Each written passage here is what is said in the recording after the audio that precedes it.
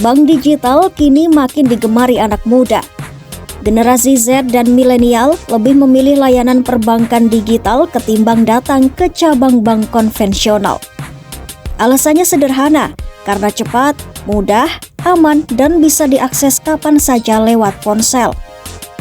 Riset terbaru dari Ipsos mengungkapkan, mayoritas pengguna aktif bank digital berasal dari usia 25 sampai 44 tahun. Dan 3 nama muncul paling sering sebagai pilihan utama, yaitu SeaBank, Bank Jago, dan Bank Neo Commerce.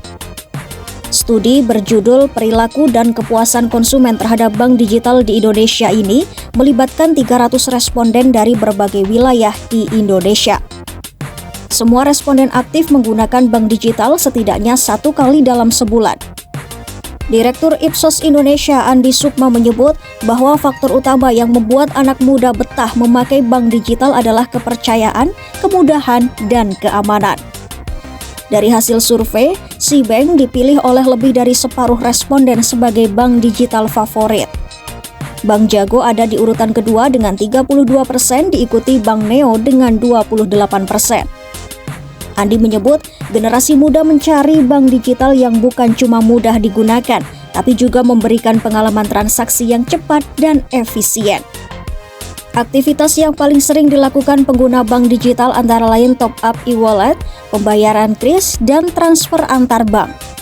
Artinya, anak muda menggunakan bank digital bukan hanya untuk menabung, tapi juga untuk memenuhi kebutuhan harian. Menariknya, semakin banyak juga pengguna yang memanfaatkan bank digital untuk bisnis kecil atau UMKM. Dalam kategori ini, SeaBank kembali menempati posisi pertama disusul Bank Jago dan Bank Neo Commerce. Keterkaitan antara SeaBank dan e-commerce besar seperti Shopee juga membuat bank ini semakin populer, terutama di kalangan pengguna aktif belanja online. Lantas, siapa yang tawarkan bunga tertinggi? Meskipun Bank Indonesia menurunkan suku bunga acuan menjadi 5,75%, persaingan bunga di bank digital tetap panas.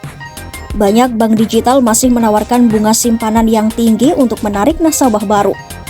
Berikut 5 bank digital dengan bunga deposito paling menjanjikan di tahun 2025. Pertama, Amar Bank. Lewat produk deposito digitalnya, Amar menawarkan bunga mulai dari 5,5 hingga 9% per tahun. Nasabah bisa mulai menabung dengan nominal kecil, hanya Rp100.000 dan memilih tenor hingga 3 tahun. Bunga tertingginya mencapai 9%, salah satu yang paling besar di pasar saat ini. Kedua, Krombank. Bank ini juga jadi sorotan karena berani memberikan bunga hingga 8,75% per tahun. Fitur unggulannya, nasabah bisa membuat beberapa deposito sekaligus dalam satu akun untuk tujuan keuangan berbeda seperti dana darurat atau tabungan pendidikan.